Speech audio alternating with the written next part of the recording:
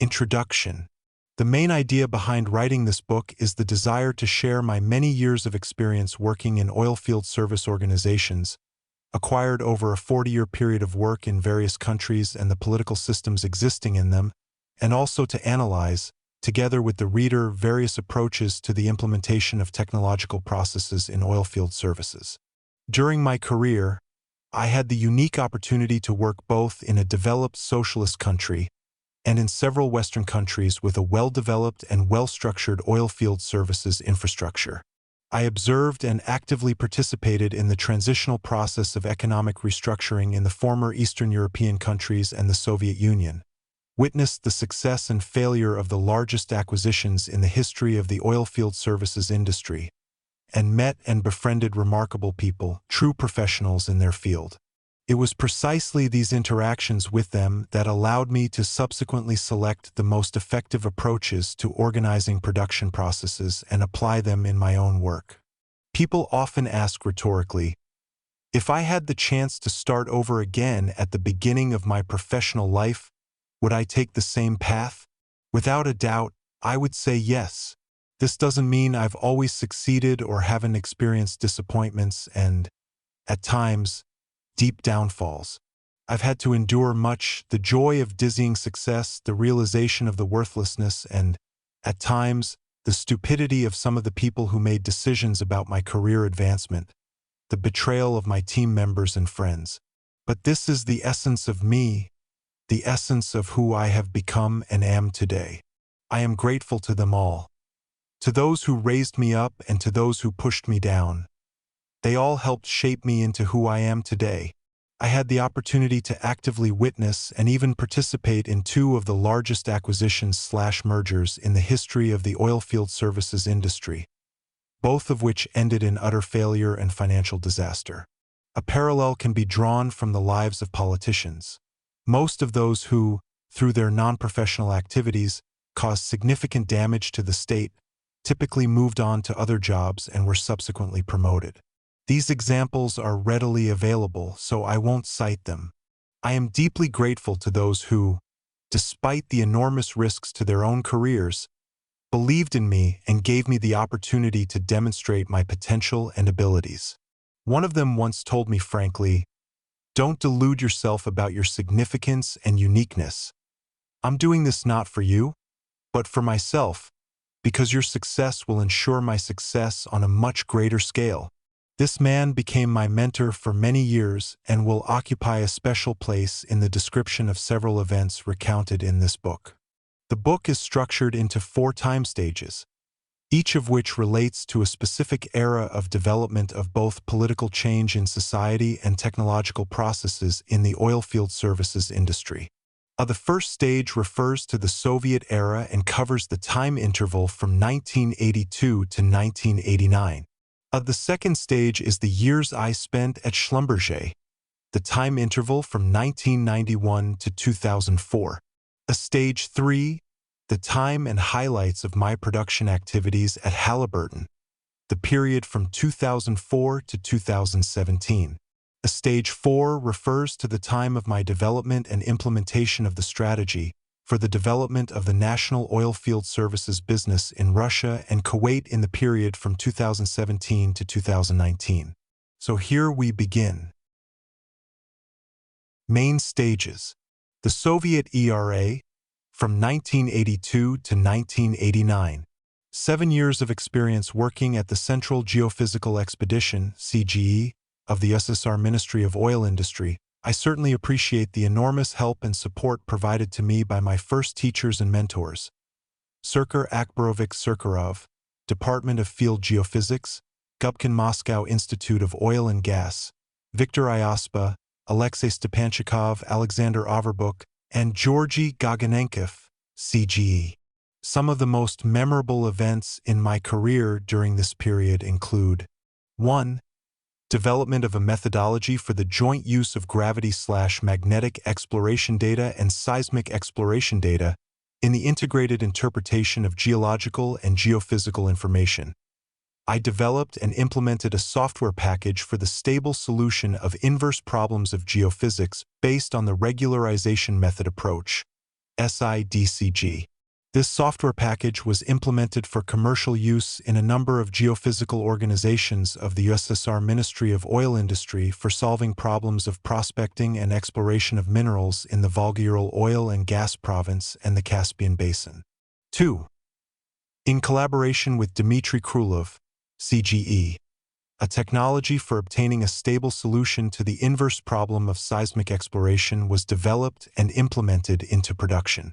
This technology is based on the selection of a wide range of regularization functionals, cases of one- and two-dimensional models of the medium. Based on the results of joint research and experiments, the book Optimization Methods of Interpretation of Complex Geophysical Information was published by Science Publishing House in 1991. International companies. Schlumberger, 1991 to 2004. During my time at Schlumberger, I held various positions in Germany, Canada, Russia, Ukraine, Belarus, the Baltic States, Azerbaijan, Uzbekistan, and Kazakhstan. I had the wonderful opportunity to meet, work with, and learn from such outstanding people as Albrecht Glock, Mayor Benjo, Jürgen Rasmussen, Dan Daly, and many others. The most significant events during this period include the following. 1. Participation in the largest 3D seismic survey project for Exxon in the Canadian Arctic, where I worked as deputy head of the seismic crew. 2.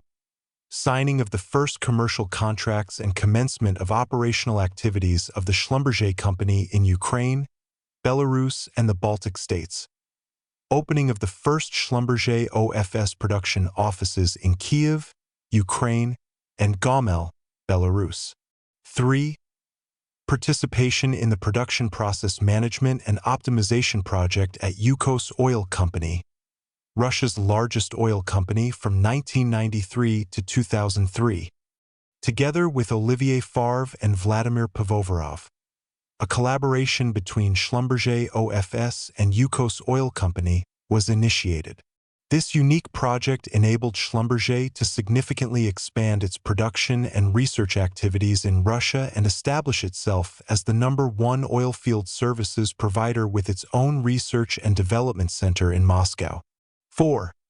Together with Gunther Schmidt and Dominik Fasch, Schlumberger Industrias, a cooperation process was initiated between Schlumberger and the National Joint Stock Company Naftogaz of Ukraine, the structure of the oil and gas industry of Ukraine, created by the order of President L.D. Kukma in 1997. With the start of this project, Schlumberger received the opportunity to enter the oilfield services market for both national and international oil and gas operators in Ukraine. 5.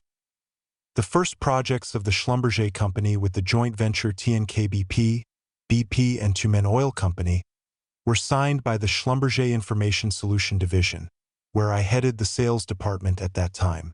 6.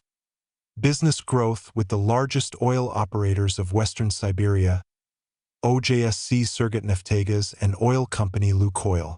7. Participation in the creation of the Territorial Bank of Natural Resources of the Yamalo-Nenets Autonomous District. 8. Participation in the formation and liquidation of the first team of Schlumberger SEMA. Halliburton, 2004 to 2017. Having joined Landmark Graphics Corporation, a Halliburton software company, in 2004, I held several positions across the Eurasian region: Russia, Ukraine, Belarus, Kazakhstan, Uzbekistan, Turkmenistan, and Azerbaijan. I concluded my career at Halliburton as Vice President for Russia and Sakhalin in 2017. The success of my fruitful career is undoubtedly linked to the names of my mentors, managers, and friends such as Joe Rainey, Mike Hugenibler, Scott Cooper, Dean Radajevic, Dmitry Chasovskik, Oris Kasparov, Amir Azizov, and many others. Some of the key memorable moments during this period include: 1. In the position of chairman of the board of directors of the joint venture Petrodata Kazakhstan, Landmark, and the Kazakh Institute of Oil and Gas. For the first time in the history of the joint venture, I brought its activities to a profitable level. 2. The development strategy of Halliburton in Russia for the period from 2012 to 2017 was developed and implemented, including both organic and inorganic growth, localization of production, and strategic alliances with Russian oilfield service companies and drilling contractors. 3. Five-fold increase in the company's turnover on Sakhalin projects with Exxon Neftgas Limited and SEIC, Sakhalin Energy. 4. Increase in Halliburton's turnover in continental Russia by 30%. 5. Reduction of the cost component of operating activities by 25%. 6. Implementation of an integrated approach for the most effective operation of Halliburton service divisions in Russia. Integrated project management. Projects with Lukoil Western Siberia, Lukoil Komi, TNK-BP, Rosneft, ExxonMobil. 7. Implementation of the first project in Russia built on the principle of risk sharing with the customer, TNK-BP, Nagon Myoga Field. 8. Successful implementation of the project for joint production of Halliburton equipment with a Russian manufacturer, Nizhny Kamsk Mechanical Plant. 9. Creation of a cohesive team of heads of service departments and directors of the business support functionality of the Halliburton Russia division. 10. Until 2014, I managed the Halliburton division for the region Russian Federation, Ukraine, and Belarus. 11. Participation in the process of the attempted takeover of Baker Hughes by Halliburton in the period from 2014 to 2016. Private oilfield service companies in Russia. Rimera Group, 2017 to 2018. In March 2017, I retired from Halliburton and immediately received an offer from the Russian oilfield services company Rimera Group. At that time, the shareholders of Rimera Group had decided to transform the company into the largest oilfield services company in Russia, compliant with advanced technologies and business standards in accordance with the Code of Quality, Occupational Health, Safety, and Environmental Protection. As Vice President of Halliburton, I was desperately short on time to analyze the detailed production processes required for my daily work. So I eagerly immersed myself in the new role. I still have fond memories of my former colleagues, Svetlana Tudiarova, Yegor Kropotin, and Igor Melnikov. Over the 16 months of project implementation, the following results were presented to Rimera shareholders. 1.